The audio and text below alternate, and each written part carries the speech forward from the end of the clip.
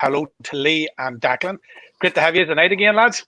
Hi, Damien. How are you? So, before we start with the two boys, thanks, lads. Before we start, I'm just going to give a little quick update on some news. There have been no further deaths reported by the Department of Health in Northern Ireland today. Death toll remains at 551, and no deaths were recorded in the Republic of Ireland as well. So there was 1,735. The total deaths in relation to coronavirus in the island of Ireland is 2,286. The UK coronavirus death toll rose by 25 to 43,575. In Scotland, a total of 4,119 deaths have been linked to the coronavirus.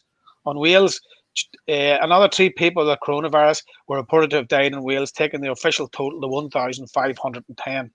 Here, Newry and Down have 358 people with coronavirus. That's up 2 from last weekend, with 46 deaths in the same area. Armagh City and Banbridge have 749. That's up 1 from last week, with 83 deaths stays the same. A free schools meal scheme for the summer holidays will go ahead after the money was found from existing Stormont budgets. New guidance for hospital and care homes visitors will come into effect next Monday, the 6th of July, allowing visitors wearing face coverings. Chief Medical Officer Dr. Michael McBride says that some people may think that the worst of the pandemic is over. Don't be fooled. It's not, he tells the Daily Stormont briefing. Whilst thankfully the number of new infections may be low and it may look like the virus is contained, it hasn't gone away. The virus doesn't read our plans, it doesn't read our guidance, and despite our best efforts, we will see clusters and local outbreaks in the weeks and months ahead. Brexit. Face-to-face trade talks between the UK and the EU begin again in Brussels. Face-to-face negotiations on a post-Brexit trade deal between the UK and Europe have begun in Brussels after the teams pledged to intensify talks. It'll be the first time the UK's chief negotiator, David Frost, and his EU counterpart, Michel Barnier, have met in person since talks began in March due to the coronavirus outbreak. Negotiations have continued through the pandemic, but that is virtual. In America, the Golden State Killer pleads guilty to 13 murders amidst multiple rapes. A US former policeman dubbed the Golden State Killer pleaded guilty to 13 murders as well as confessing dozens of rapes, robberies and kidnappings. It draws a line under a statistic crime spree that terrorized California for 2 decades. Joseph James D'Angelo Jr. admitted to being the notorious killer and rapist who stalked the state during the 1970s and 1980s as the appalling details of his crimes was read out at a plea hearing in Sacramento today. Well, that was a quick synopsis of the news. And as usual, we go to our community activists. And I did say hello to Declan and Lee. And I think we're going to go with the Whitecross man first here today. So Lee, Declan will take you in a minute so you can rest your wee self there for a minute or two. And Lee, we're going to go straight to Whitecross and tell us what's happening over there. Hi, Damien. How's you? Thanks very much, Damien and Cal, again this week for having me back on Destination Newry. I'm just going to start off with a bit of community news about the Community Association. This week, the Community Association have been busy trying to sort out the funding awarded by the Big Lotto Fund. We have split the funding up into food vouchers and heating vouchers. We are currently doing it like door-to-door drops with our vouchers. So the vouchers are from Cusack Shop and Whiteross with food vouchers and DJ Fuels for the oil vouchers. Unfortunately, we cannot cater for every household in the village and around the village, but we are giving most of these vouchers to the old and the vulnerable and to people that has been in touch with us over the pandemic that is going through hard times at the moment. Hopefully, whatever is handed out will be some sort of help to the people and make life a little bit easier just during this hard time. We also have ordered more of the dog filing signs for around the village. We previously got a few off Declan through the council, but we do need more. So we have been in touch with Declan and the council, and hopefully by the end of this week or start of the next week, we should have them, and we'll try to get them up around the village as soon as we can onto most of the lampposts. We are asking if anybody is free or available or can give us a hand to put the signs up, just to give us a wee shout, or even if you see me out and about, just let me know that you can help. Every help in hand at the minute is greatly appreciated around the village. I also want to say now thank you to the boys that is keeping the greens and that tidy at the moment around the village. We have, as I did mention before, Seamus and Paul there keeping the village clean and dandy, but over the past couple of weeks, we've noticed more and more people coming out, keeping the place clean, lifting the rubbish up on the parks and up there, and the place is looking well. So thanks very much for the people out there in the community that is keeping on top of the cleanliness of the village. And fair play to you, the village is looking well. I just want to move on to, there's a few wee things that was going on in the hall through the community association and stuff before the pandemic had happened and the hall and all was closed down. But one of the things that was going on is Broadway Babies, I mentioned, I think it was a couple of weeks ago, we're doing a stage school in the village, and it grew and grew and grew, and it was great to see, a lot of the children out there doing their bits and pieces. So this is what they've come up with. They're going to do a Zoom class. Now, the Zoom class is on the Tuesdays, and it's for the junior hip-hop group, and that's at 4 o'clock. And then there's a senior hip-hop class on the Wednesday at 4 o'clock. So if anybody has any interest, any of the kids, give them something to do just during the pandemic and the lockdown and that, you have to go on to the Broadway Babies Facebook page and just give them a wee private message, and the girls will give you all the details that they can on there. I thought it was a very good idea. Not everybody likes sports and stuff, and the kids not do like doing a bit of dancing and stuff. So it's great to see them using their initiative on that one. Now we're going to move on to Elaine Cunningham, that's EMC Fitness. Elaine is running an online boot camp there. It's going to start on Monday the 6th of July, but she's also doing a wee competition on the EMC Fitness Facebook page. So what you have to do is like the EMC Fitness page, share the post, tag 3 of your friends, and the draw will take place at 8 p.m. on Friday the 3rd of July. And the picture of the boot camp and the dates, I think, there, Cal has them up, of what's going on and dates and times. It also gives you the price. And for anybody else that needs any more information on that, there, Elaine's also on Facebook there through the EMC Fitness page. So give her a private message, and she'll get back to you as soon as she can. She's very busy, but she'll always get back to somebody within a couple of hours. Now, I'm going to move on now to the football club. And we've been asked by a couple of people about the call camps and what ways are going to happen this year. So we have a post up on Facebook. It's from, I think it's the Armagh website.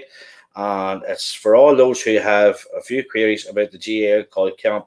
There will be no call camp in the Armagh this year, but you can still purchase the call camp gear online if you wish to do so.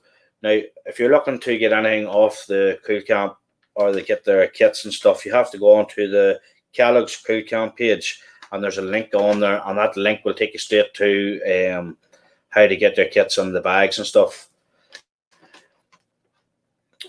That's it there. Yeah, if you just follow the link through there, thanks Cal for that there, and you can just follow the wee link. I think it shows up there on the page, and then that takes you on and get yourself sorted out. As most of the GA teams and St Killian's and Gilly Gales have been given their dates and days of the time of the training starting back. For those who aren't sure of the days and the times of the trainings and stuff, you can contact a member of the football club through Whiteross, St Killian's and Blick, like Gilly Gales as well. So anybody that has kids there under age at the minute, through the two, get in contact with us. That is one of the teams out. They started last night back up on the football field in Blick. So they have, but I have a few times here and dates. So if anybody wants to take them down, like Gilly Gales at the minute is the under 17s, under 13s, and under 15s. And the training will begin Monday the 29th of June. That was last night. So for the under 17s, it's in Blick's football field on Monday at 7:30.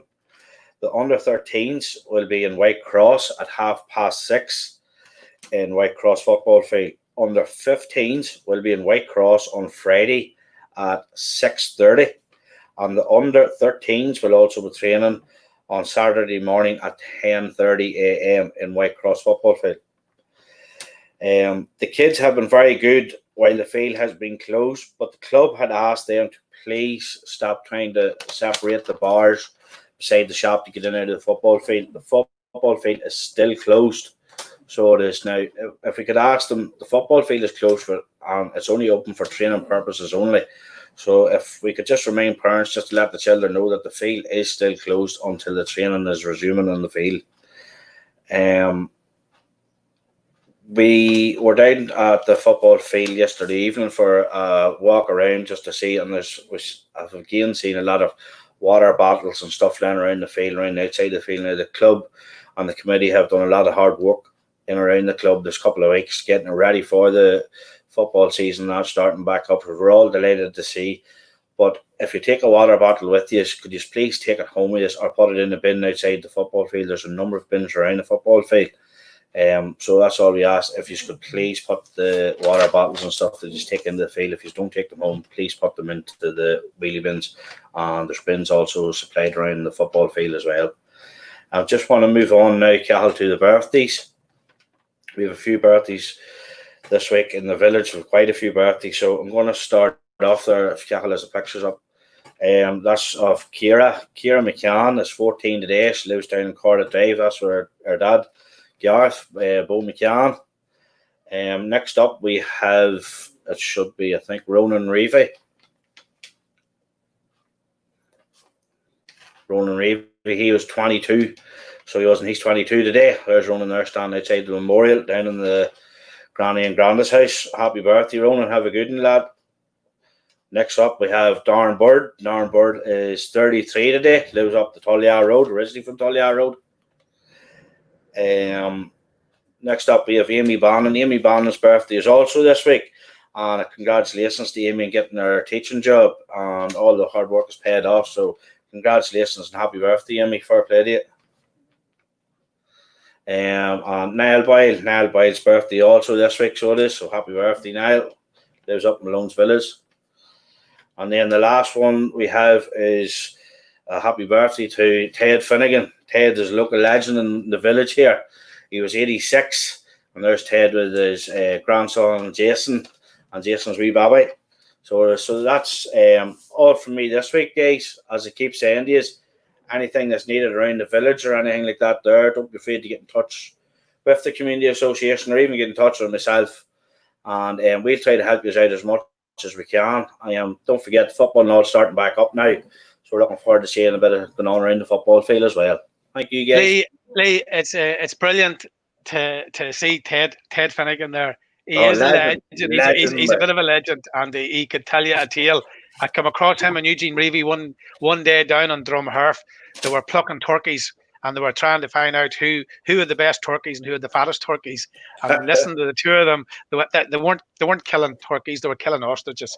But yes, Ted, a great man, and a lovely man, and I would like to wish him a happy birthday as well. And in relation to the cool camps, Lee, I think it's a bit strange that there's no cool camps in the 6 counties. Well, there is cool camps in the 26. So I always thought that the GA was a 32 county organisation. Exactly. Yeah, that's right. Yep. But that's okay as long as you can buy the gear. That maybe tells us the tale on that one. Yeah, so listen, Lee, thanks a million. I was out in Whitecross last night, and the village is looking extremely well. You're doing great work out there. So well done. Keep it up. Here, Uno was brilliant last night. Yeah. And of course, our hats off to Destination Uri for coming up with this brilliant idea to get Una to tell the story of South Armagh, tell the history, because I mean, some of the stories I've been hearing today is phenomenal, and of course, well done to Cathal and Destination Uri, because without them, it wouldn't happen. And Destination Uri leading the way for sure. And the response that we're getting from Una, and Una she's one of those people, Lee, that has the ability to tell history, and she just doesn't tell it, she brings it alive. And I mean, when you listen to some of the stories, when you listen to some of the stories last night, you're sort of scratching your head. And I know there's a very famous man buried up the road there in the Ballymar graveyard. She's going to be touching that the next weeks as well. So that's one as well. And maybe we can get Declan in here. Declan, I'm not sure if you've seen our history of South Armagh last night. We started off 59 million years ago, and we came up to present day. And the way they're doing it, described it all. It was fantastic. And like, we live just below a volcano that didn't explode. It imploded. And we're sitting facing the oldest mountain in Ireland, Camlough Mountain. So history on our doorsteps. We've got the highest grave in Ireland, and we've got it was built before the pyramids. The pyramids in Egypt. So just think about that, lads. Oh, yeah. When they were building the pyramids in Egypt, we had one up on top of Slave Mountain. So that's one face. So Lee, listen, thanks a million. Delighted you enjoyed Una Welsh last night. But again, we have to congratulate Destination Uri for coming up with that. It's absolutely brilliant. Very good idea. Yeah. So there we go. So Declan, my neighbour here, I have to go over and say, grab a hold of him there. Come back over here, Declan. They're going to hold you here. Declan's confused here. So Declan, there was a wee bit of botheration around the area this last while, and you were giving me a wee update on it. Maybe you could just start with the robbery that was taking place the other day, and maybe just give us a wee update and take it away. Yeah, okay, Damon, thanks very much. Just before I forget, there's another name for Camlough Mountain, that's Slieve Gurkin. I didn't know if you're aware of that. That's the Irish name. Anyhow, last Friday, it was last Friday morning, we first became aware just through social media that there was a number of robberies taking place, or attempted robberies, in the South Armagh area.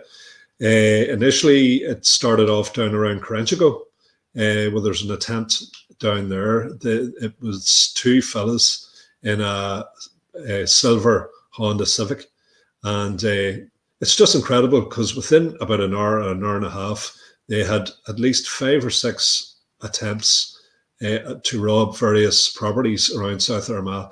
And you're talking about from Corantigo right the whole way up to Crossmaglen. And they just were on the go when they were disturbed at any premises. And thankfully, they were disturbed everywhere they went. They just moved on as quickly as they could and looked for another target. And it was opportunism. So where they came across what they thought was an empty house, in they went. Now, there were, because of the social media and the description of the car going up on WhatsApp, a local, had read that and was coming down his own road and noticed the same car that in a neighbour's yard, and he blocked them in and was able to get 2 photographs. But I think he was on his own and there was nothing in the car, so he had no option but to let them go. But in their frustration, they drove from the Silver Bridge area straight up to Crossmaglen. And if anybody knows, like on a Friday morning, there's always a bit of a market on. And there was a guy who sells the fish. I think he's one of Morgan's. And they sell the fish outside the Safe Fields, I think, on a Wednesday morning as well. But anyhow, just out of, obviously, desperation and intent on getting something before they split, the driver of the vehicle ran over, put his hand into the till and lifted all the money out of the fishmonger, and then proceeded back to his own vehicle. Now, fortunately, somebody spotted them. I think it's the guy that owns Egg, the wee cafe up beside the Crossmaglen Hotel, Cross Square Hotel, and he's more or less rammed their vehicle, but they were still able to get away and headed down the Minogue Road. Now, at this stage, there was a lot of locals, had picked up the scent and chased after them. I think they were rammed once again, but unfortunately to no avail, and they were able to make it further on south and went back to wherever they were going. So you had that. This is 2 people. They're not locals. They're travelling from a different area into South Armagh. They're using the A1. And it's just, they will make their way around, maybe spend a day making their way around what they think are empty properties. And thankfully, people are vigilant. And that's what's, more or less deterred them from the area and chased them from the area. Now, what I would also appeal to people is social media is brilliant, and keeping everybody alert about this is absolutely brilliant.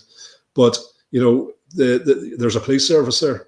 It's taxpayers' money that puts them on the ground, and they have a job to do, but they can't do it if they haven't got the information. So there's no point in just passing it around from neighbour to neighbour or from village to village. You need to contact the PSNI, directly, especially when there's something like that, pretty live happening in the area. And, by the time we did contact them and they did come back to us, and this is before they actually robbed the fish guy in Cross. So they were on the scent, but again, these guys are slippery enough, so they move from village to village. There was another attempt in the Camlough area. There was somebody arrested. I'm not too sure of all the detail, Damon, so I'll not, obviously say anything, right? But again, it was down to vigilance, of the local people. And, so just keep an eye out for your neighbour. That's really what we're asking. That's brilliant to hear, because at least people are being made aware, and we would ask people to be vigilant. If you see a strange car in your area, be alert. And if they're suspicious, ring. Is it 101? I think that's not the police number, 101. Well, in a situation like that, Damien, when it's a live event, 999. 999. Yeah, well, there you go. But yeah, so there we go. And I would just ask people to be very vigilant, because this is, the lockdown's easing a little bit, and these guys are coming in from across the border, and then they're making their way back onto the motorway and getting up the road. So I would just say, please be aware, and please watch out for your neighbours as well. Declan, listen, that's great, but you have better news to tell us, so let's hear the good news from the Camlough area. Yeah, well, as always, it's a busy area. People are always doing something.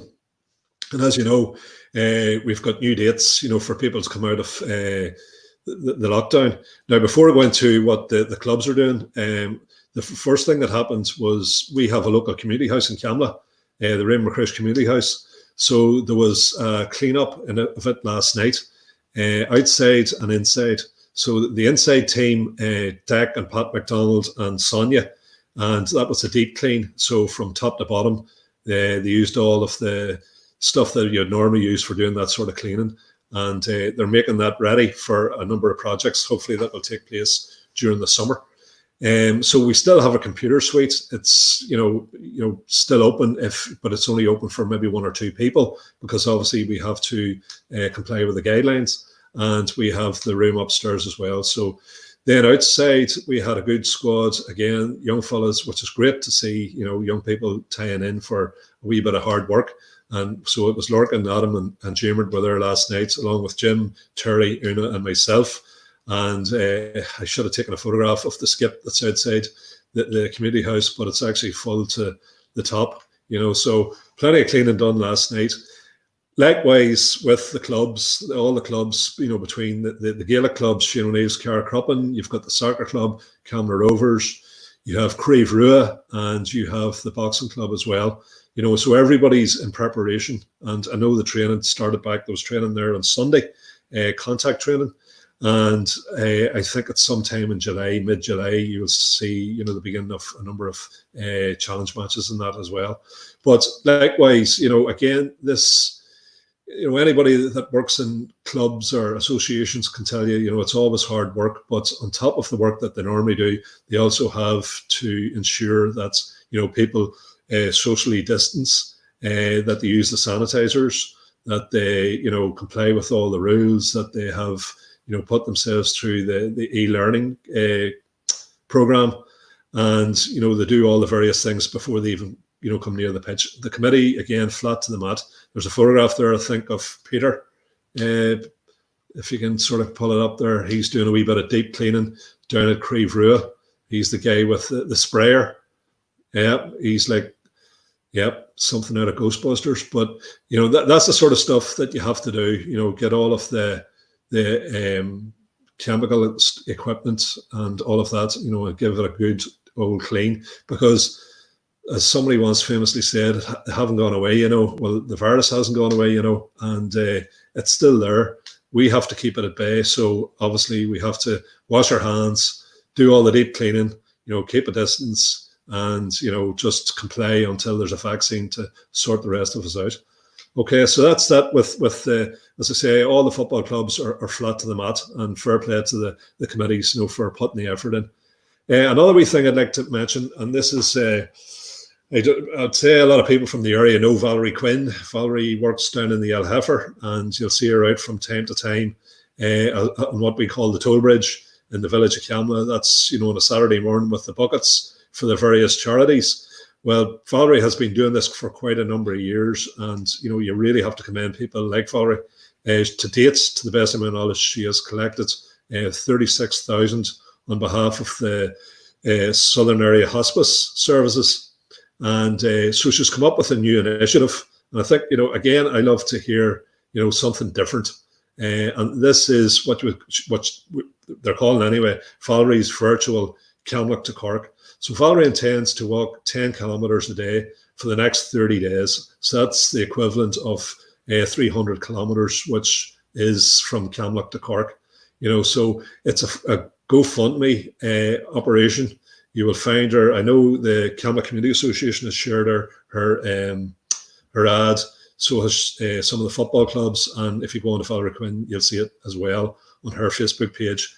So please, take this opportunity to take a look, listen to Valerie's video, and make a donation as well. It's to a very, very worthy cause. The hospice in Uri and the services that are provided by the Southern Area Hospice, they've done sterling work, for virtually every family, unfortunately, that's been touched by cancer. So it's a service that is a very worthy cause, and I just try and get as much support and funding for Valerie as we possibly can. The next item that I would like to talk about is, and this is just, one of our wee local heroes, and that is Ellen Traynor.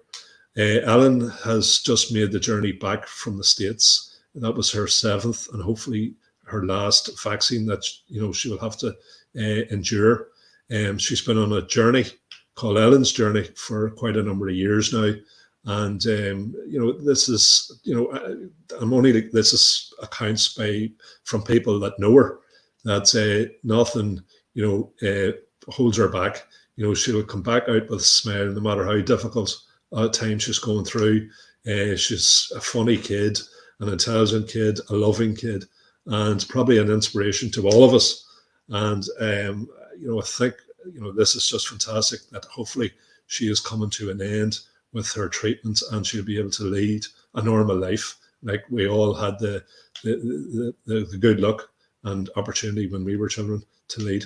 So fair play to wee Ellen, and wish her the best of luck, and to the family and everybody else that's helping her on her journey. So anyhow, I'd like to finish off with just a birthday wish, and this is for Sarah Fern. I don't know if you can get that photo up of Sarah. Sarah, anyhow, she's 35 this week, and Sarah's from the village of Camlough, living in Belfast at the minute, works in PR type stuff, and she'd been in Edinburgh for quite a number of years, studied over there, then she was working over there, got married in Edinburgh, and she's now home and living in Belfast, and has 3 kids. There's a set of twins there. And so fair play to Sarah. It's her 35th birthday, and we wish her all the best. That's Sarah. She's married to Stephen Fern, and as you can see, the background, that's in Edinburgh. And I was over for that wedding. Beautiful wedding. So fair play and happy birthday, Sarah. So thanks, lads, yet again.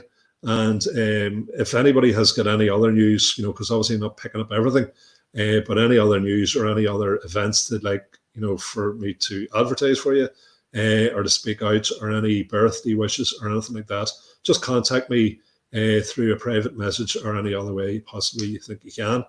And again, thanks to the lads in Destination Uri. Declan, we're going to play out the Valerie Quinn video here. Valerie, yeah, she does great work for the hospice. So maybe Cal, you could play that little quick video there. Standing out. I've never done anything like this before, so here goes. Most of you are more familiar with me serving pints here in the Heather, are standing out on the toll bridge in Camlough there with a blue bucket in my hand, raising money for Southern Area Hospice. All charities are really struggling at this time, so I've decided to do a 10k walk every day for the month of July, which is equivalent to 300 kilometres, and that's as far as Camlough to Cork. I've been fundraising now for the hospice for a few years, and so far I've raised £36,000, and I'd really love to get it up to the £40,000 mark by the end of the summer. When you're standing there with the blue buckets and you see the amount of money that ordinary people are throwing into them buckets, it really is very, very humbling. So I would really love it if all my friends and family could donate to my Just Giving page that I've set up. I've also incorporated a penny appeal into this fundraiser, so that anybody that has any pennies lying around the house or in the car, if they could drop them off here at the heifer, or I'd even go and collect them for you. Thank you so much for all your support done through the years. Well, there we go, Declan. And just as Valerie says that, I actually believe I have a bag of pennies upstairs, so I'll make it a business to get them down to the Yellow Heifer in the next couple of days. So, Declan, again, yeah, thanks a million. Again, we would also say to the people in the local area to be vigilant, to be absolutely vigilant, because these guys are coming in from the M1 and looking, or the A1 coming in and getting out again. So, Declan, thanks a million. Great community roundup. And yes, I did see the skip down in Camlough this morning, and it is very full. I actually walked past it, so it is very full. So you've done great work last night, and well done to everybody. It's a credit. And again, the village is looking well as well. So well done to everybody in the Camlough and the Bessbrook Community Association's great work. And that's the whole community things for the day. But before I go, I have to say a very special birthday to JJ Flynn. I hope Cahill has got that little picture of JJ. JJ is 7 today, and he's living in Bessbrook. He's a car cropping footballer, and he was very ill last year, and the old lockdown has come in, and he's not very happy about it, and JJ is struggling a wee bit, and there he is on the left hand side, wee JJ there. And it's great, Declan, that he came through a tough time. He came through a very, very tough time, so he did, and it's great to see him on the up and up, and well done to JJ. So that's good news. And of course, great to see Valerie walking 10 kilometers. We'll probably see her walking, doing the laps of the lake here as we look around during the whole of July. So well done to Valerie, and her, of course, trying to raise money for the thing. And not forgetting, Declan, again, Una Welsh in conjunction with Destination Uri. We had a great night last night. Next Monday night, we're going to be talking. I don't know what part of South Armagh we're going to be delving into, but the way Una tells the story is phenomenal, and you can see that she's passionate. And she did say last night when she went to school in Our Ladies, and she was only 11, and when she came up onto the Egyptian Arch, she could feel the weight of Newry being left behind and coming into South Armagh. And I said to her after, you're not the only one that's done that. We've all done that once we come up onto the Egyptian Arch. And she was able to tell us all sorts of stories that people probably haven't heard about, don't even know, even in relation to Derrymore House. Lost you, Damon.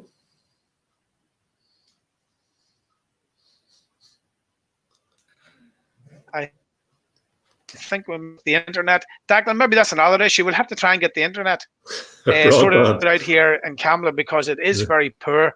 And I can see that the broadband, it is bad, so there's wee circles coming everywhere there. But listen, thanks a million. And don't forget, on the 6th of July, Una Welsh will be live on Destination Uri again here, an initiative by Destination Uri and Cahill to bring the history, the brilliant history, the myths, the legends, and the geography of this area that people probably don't know enough about. But with Destination Uri at the helm and leading the way with community news and, of course, with the local history, and Una Welsh is something to look forward to. So thanks to Lee below me and Declan above me here. I'm trying to keep the two boys separated here because they're doing great work in the two communities that they're looking after. So thanks a million, lads, and we'll do this all again next week.